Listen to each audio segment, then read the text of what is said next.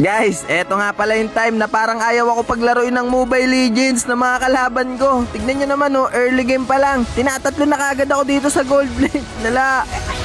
Naka 5 man kasi kami that time, pero hindi ko alam kung bakit init na init sa akin yung mga itlog ng mga kalaban dito. Tingnan nyo, patay na naman ako dyan. Tapos dito nga, hindi ko talaga in-expect yung damage ng YSS na to. Sobrang chubby na niya pala talaga. Lala. Kaya mapipitas niya na naman ako dito. Tapos tignan nyo yung standing niya. Grabe, wala pang patay. 8-0 na. Grabe, legendary na.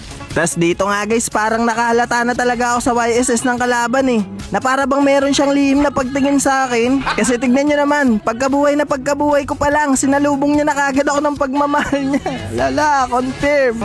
Grabe, YSS sa akin. Pero hindi pa nga rin talaga ako nawawalan ng pag-asa at ayoko pa rin talaga sumuko dito sa laban na to.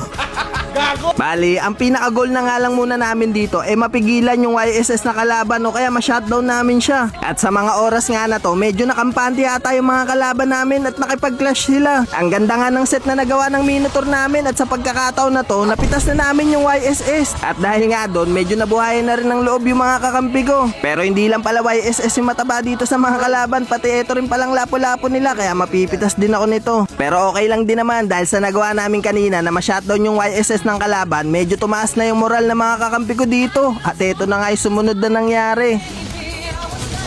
Lord. Pwede tayo mag-Lord ah.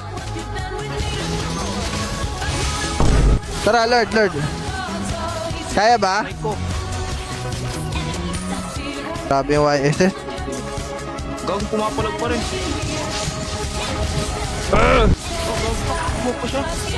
Nakakuha pa, ano? Tara. Wala, ano? Kung yung gagawa nun. Rupi. Patay. Kaka-Lord. Contest tayo ah. To.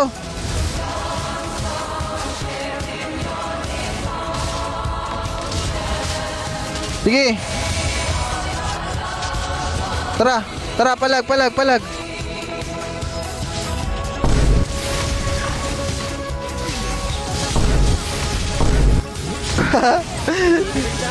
Lord. Meet natin.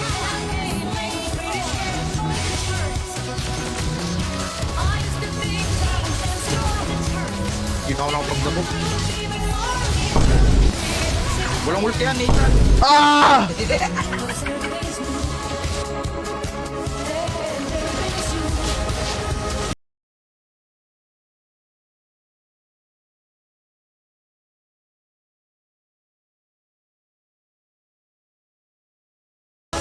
Nice. Ganda na. Tas dito nga guys, napahanga talaga ako sa YSS ng kalaban na to. Tatapusin na kasi talaga sana namin tong game na to kasi nga ang ganda ng set na nagawa ng Minotaur namin. At isa-isa nga namin mapipitas dito yung mga kalaban hanggang si YSS na lang yung matitira sa kanila. Pero grabe talaga yung mindset ng tao na to, napahanga niya talaga ako. Tatapusin na kasi dapat talaga namin tong game na to, kaso nga lang nagulat talaga ako sa kanya. Kasi biglang nandun na kagad siya sa mid lane, na-clear niya kagad yung minions namin kaya hindi pa namin matatapos to. Kaya naisipan na lang namin mag-lord dito. Galing. At dahil nga sa nagawa na yun ni YSS, medyo tumagal pa nga yung laban dito. Kaso nga lang, sa pagkakataon na to, nakuha na naman ulit namin yung Lord dito at nasa momentum na kami. Tapos naabutan pa nga namin tong lapu-lapu nila. At eto na nga yung mga sumunod na nangyari.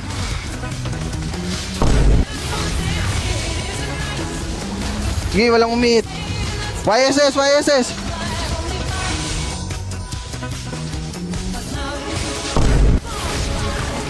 Endable. Biglayin ko ah, Nathan. Sige.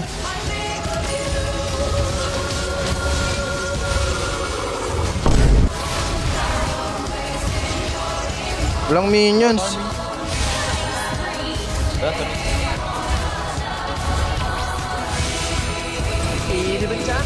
Ah! Kamba Israel. Nice G nga pala sa mga kampi ko dito tsaka sa mga nakalaban namin, lalong lalo na kay YSS. Grabe, lupit mo boy.